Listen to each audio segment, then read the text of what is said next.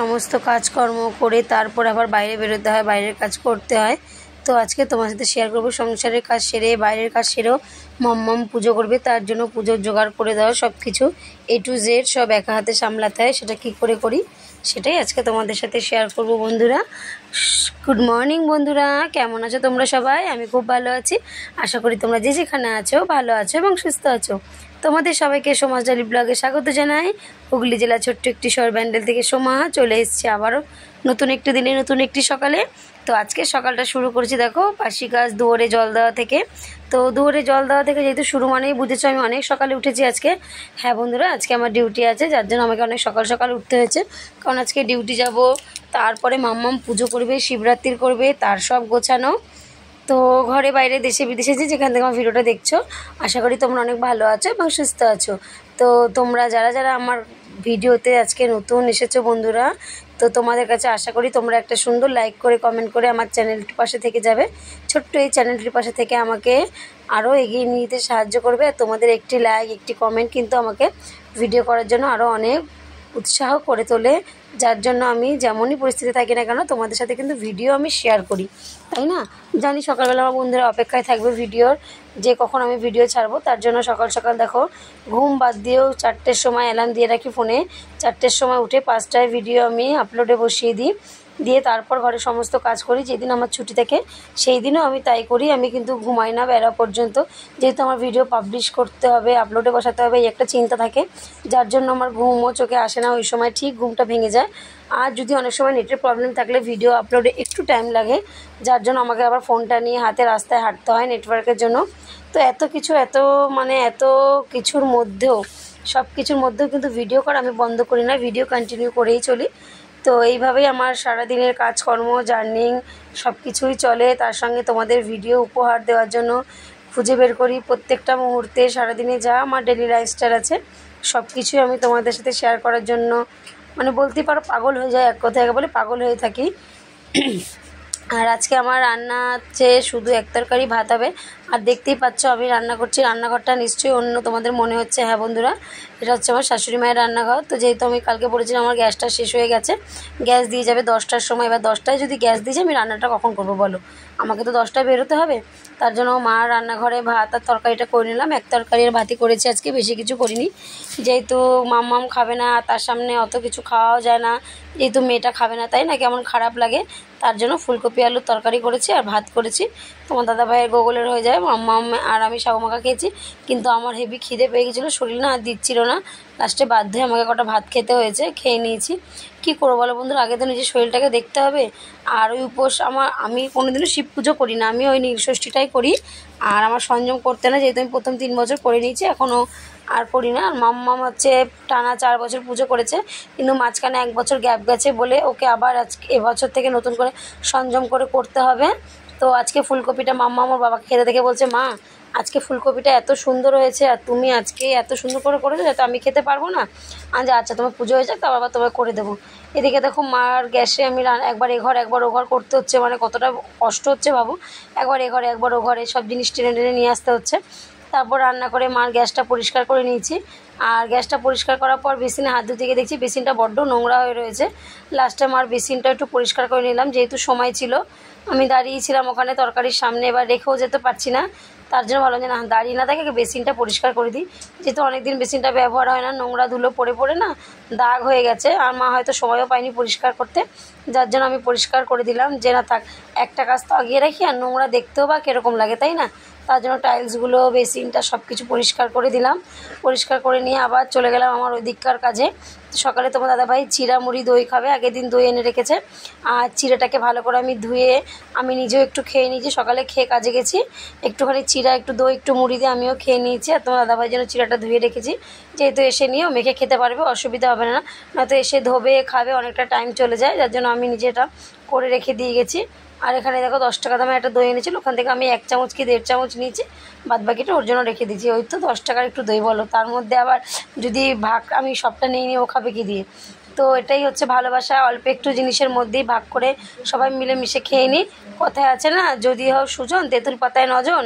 তো যদি মনের মিল থাকে তো তেঁতুল পাতায় 7 জন চলা যায়, তো এরকমই একটা কথা। আর এখানে দেখো আমি কাজে গেছি, কাজ থেকে চলে এসেছি, আসার সময় মাম্মামের জন্য ফল নিয়েছি, আর কাজে আসার সময় সাবুটা ভিজিয়ে রেখে এসেছিলাম, যেহেতু আজকে খাবে তার জন্য কিছুটা ফল আর একটু মিষ্টি নিয়ে নিয়েছি।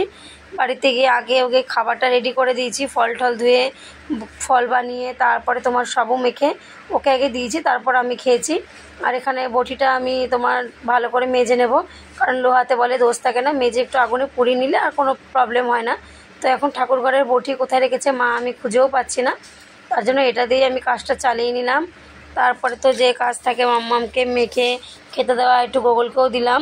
তো সম্পূর্ণটা খেতে পাইনি যেহেতু খালি পেটে না, আর সাবুটা যেহেতু একটু মিষ্টি তো হবে, তো বেশি মিষ্টি যেহেতু খেতে পায় না গা গোলায় বলে ও আর খেতে পারলো না, লাস্টে অল্প একটুই খেলো, দিয়ে ফলটা কেটে দিলাম, ফলটা একটু খেলো। তো চলো বন্ধুরা ভিডিওটা এখান থেকে কন্টিনিউ করি, একটু মিউজিক দিয়ে দিই, কারণ গলাটা এখনও অনেকটা প্রবলেম, গলাটা ঠিক হয়নি, আর কথা বলতে বলতে না গলাটা খুবই কষ্ট হচ্ছে, একটু রেস্ট নিয়ে নিই।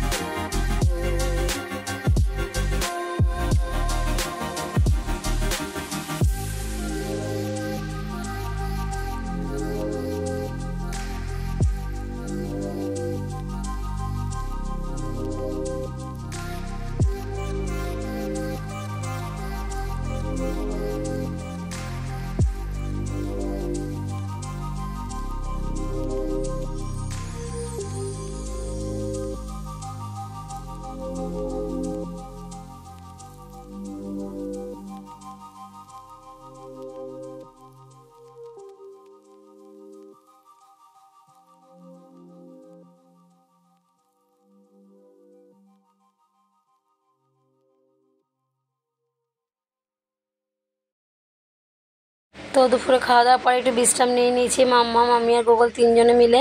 তারপর বিকালে যে কাজ থেকে জামা কাপড়গুলো কেচেছিলাম ওগুলো সব তুলেছি, ওগুলোকে ভাঁজ করলাম, ভাঁজ করে জায়গায় রাখলাম। তারপর গ্যাসটা লাগালাম, যেহেতু গ্যাসটা রাত্রবেলা মাম্মামের জন্য খাবার করতে হবে। ভাবছিলাম যে আতপ চাল দিয়ে সেদ্ধ ভাত করব, কিন্তু বললো মা একটু খিচুড়ি করে দাও। তো তো দেখলাম আমাদের ওপরে তো খেতে হবে, তাহলে একটু ডালে চালে খিচুড়ি করে দিই।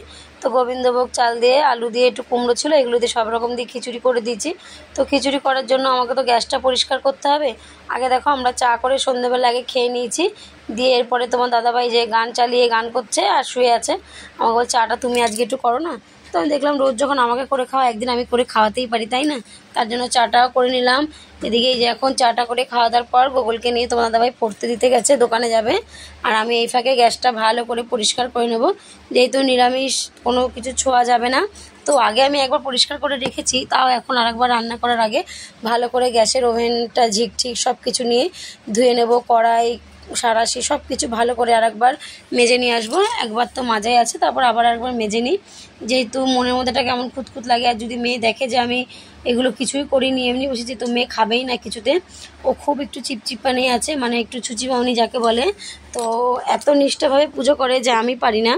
ও প্রথম দিন তো দুপুরবেলা সাবু খাবে, আর কিছু খাবে না। রাত্রবেলা এই যে খাবে আতপ চালের ভাত বা যাই বলো। পরের দিন একদম নির্জলা উপাস থাকবে, জল ঢালার পর যদি একটু ফল টল খায় খাবে। আর যতক্ষণ শিব চতুর্দশী না চালবেও কিচ্ছু মুখে দেবে না। তো এইভাবে ও নিষ্ঠা করে। তো ওকে যদি ভগবান ক্ষমতা দিয়ে থাকে যে ও পারবে করতে, তাহলে ও করুক। কিন্তু বন্ধুরা আমি একদমই পারি না, তাই আমি মেয়েকে কখনো আটকাই না, যদি ওর মন চায় ও করুক। তাই ওকে আমি সব কিছু পরিপূর্ণভাবে কিন্তু করে দেওয়ার চেষ্টা করি। এত ব্যস্ততার মধ্যেও দেখো, এত খাটাখাটির মধ্যেও কিন্তু আমি ওকে সবটা সম্পূর্ণ পরিপূর্ণভাবে করে দিয়েছি, যাতে বলতে না পারে যে আমাকে কেউ করে দেয়নি মা। এদিকে সব কিছু জিরের গুঁড়ো, হলুদের গুঁড়ো, তারপর তোমার ধইনার গুঁড়ো, গরম মশলার গুঁড়ো সব কিছু আমি আলাদা প্যাকেট আনিয়েছি। আর এদিকে তোমার সন্দেক লবণ আনিয়েছি, এমনি লবণ তো খায় না, সন্দেক লবণ খায়। আর এদিকে তোমার তেলের প্যাকেট গোটা ছিল একটা, সেটা কেটে আগে কড়াইতে দিয়ে দিয়েছি, তারপর বাকিটা ঢেলে রেখেছি কৌটোতে। আর এদিকে ডালটা ভালো করে একটু লাল লাল করে ভেজে নেব, নিয়ে তারপর চাল ডালটা একবারে ধুয়ে জল ঝরাতে দেবো। তারপরে যে জিরের গুঁড়ো, ধনের গুঁড়ো, একটু আদা পেস্ট যেটা মানে ঘষেছিলাম, ওটা তো তোমার সোমবারেই দিয়ে দিয়েছি। শুকনো লঙ্কা, তেজপাতা, গোটা জিরে, আদা এগুলো আমি সোমবারে দিয়ে দিয়েছি। আর এদিকে তোমার তারপরে আলু কুমড়োটা, যে কাঁচা লঙ্কা টমেটো কেটেছিলাম, ওগুলো ভালো করে ধুয়ে ওর মধ্যে দিয়ে একটু নুন হলুদ দিয়ে নাড়াচাড়া দিয়ে মশলা দিয়ে কষিয়ে, ওর মধ্যে চাল ডালটা যে তোমার ছিল ধোয়া, ওটা ঝরানো, ওটা দিয়ে একটু ভালো করে কষিয়ে নিয়ে দিয়ে দিয়েছি। নামানোর আগে একটু মিষ্টি আর একটু গরম মশলা দিয়ে দিয়েছি, দিয়ে নামিয়ে দিয়েছি। এইভাবে খিচুড়িটা করে দিয়েছি। এইভাবে খিচুড়িটা কিন্তু ওরা ভালো খেয়েছে, বললো মা খিচুড়িটা হেবি সুন্দর হয়েছে। আমি ঠিক আছে বাবা খাও। তো খেয়েছি, আমরা সবাই মিলে খেয়েছি। আর একটুখানি যাকে দিয়েছি, ও খিচুড়ি খেতে ভালোবাসে, কেমন লাগছিলো যে খাবো, ও তো খেতে ভালোবাসে, ওই জন্য ওকে একটু আবার দিলাম। দিয়ে আসতে গেছিলাম, দিয়ে আবার ওর সাথে সবাই মিলে দুই যা মিল বসছিলো, আমি একটুখানি গল্প করলাম কিছুক্ষণ, গল্প করে তারপর আমি আসলাম 11টা, এখন প্রায় 11:30 বাজে, ভয়েস দিচ্ছি তোমাদের সাথে। তো এমনি তো তার সময় পাই না গল্প করা, যখন একটু যাই তখন আর ওরা ছাড়ে না, বলে দিদিভাই বসো একটু গল্প করি, এমনি সময় তো পাই না। ওই তাই পুজো নিয়ে সবাই গল্প করছিলাম, ওদের পাড়ায় পুজো হচ্ছে, বড় জায়ের পাড়ায় খিচুড়ি খাওয়ানো হবে, এসব নিয়ে গল্প হচ্ছিল। আর এদিকে দেখো আমার কিন্তু খিচুড়িতে মশলাটা দিয়ে দিয়েছি, দিয়ে মশলাটা কষিয়ে নেব, কষিয়ে নিয়ে ভালো করে একটু চাল ডালটা দিয়ে কষিয়ে নেব। আর গ্যাসের সাইডে গরম জল বসিয়েছি, গরম জলটা দিয়ে তারপরে আমি একদম নাড়াচাড়া দিয়ে লাস্টে গরম মশলা মিষ্টি দিয়ে নামিয়ে দেবো। খিচুড়ি পুরো ডান হয়ে যাবে, দিয়ে ওদেরকে খেতে দিয়ে দেবো। তো এইভাবেই চললো আজকের আমার সারাদিনের ব্লগ। জানি না তোমাদের কেমন লাগলো। তো ওই যে শত ব্যস্ততার মধ্যে সবাইকে সময় দিতে হয়, সবার মনের আশায় পূর্ণ করতে হয়, তো সেটাই আমি করেছি। কি করব বলো, আর বাড়িতে যেহেতু কেউ নেই যে করে দেবে, আর ওর বাবা পারবে কিন্তু অতটা পরিপূর্ণভাবে মেয়ে যেভাবে করে দেবে সেভাবে তো আর তার বেটা ছেলে করতে পারবে না, তাই না? তো তার জন্য আমি বললাম না, করে দিই, দিয়ে তারপর একটু বিশ্রাম নেবো, শরীরটা এখনও একটু দুর্বল আছে। তারপরে এই দুদিন ধরে আবার ব্যাগটা টানা পড়ছে তো নিজের, তার জন্য কাঁধগুলো খুব যন্ত্রণা হচ্ছে, হাত দিয়ে কোনো কিছু করতে পারছি না, টেনে হিঁচড়ে মানে ধরে বেঁধে যাকে বলে করা, তো করছি। এইভাবেই আজকে সব কাজ সম্পূর্ণ করলাম, মামামের পুজোর জোগাড়যন্ত্রও সম্পূর্ণ করলাম। তারপরে তো কালকে আছে গঙ্গায় নিয়ে যাওয়া, বাজারে যাওয়া, পুজোর সব কিছু কেনাকাটা, তো এইসব হবে কালকের ভিডিওতে। তো আজকের মতো ভিডিওটা এখানেই শেষ করছি, আবার কালকে চলে আসবো নতুন একটা দিনে নতুন একটি ভিডিও নিয়ে। ততক্ষণের জন্য সুস্থ থেকো, ভালো থেকো বন্ধুরা, এইভাবে পাশে থেকে আমাকে সাপোর্ট করো। আর যারা এই কাজটি এখনও করোনি তারা অবশ্যই তাড়াতাড়ি করে আমার চ্যানেলটিকে সাবস্ক্রাইব করে আমার পাশে থেকো। আমার পারলে আমার ভিডিওতে লাইক কমেন্ট করে ভিডিওটা একটু শেয়ার করার চেষ্টা করো বন্ধুরা। আমি কাউকে জোর করবো না, যার যা ইচ্ছা হবে সে সেটাই করবে। Tata, good night, love you all বন্ধুরা, আবার কালকে দেখা হবে।